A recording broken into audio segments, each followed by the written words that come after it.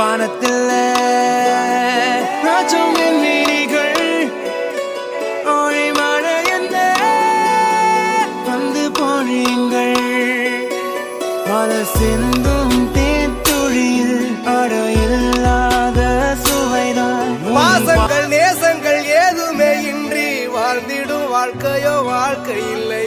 பிரிந்தே நாம் வாழ்கின்ற போதிலும் நினைவுகள் நம்மை சேர்த்திடுமே.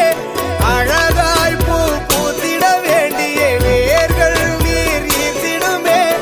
இன்னொரு ஜென்மம் அது கிடைத்தாலும் கூட இதுபோல் ஒரு சொந்தம் கிடைத்திட நாம்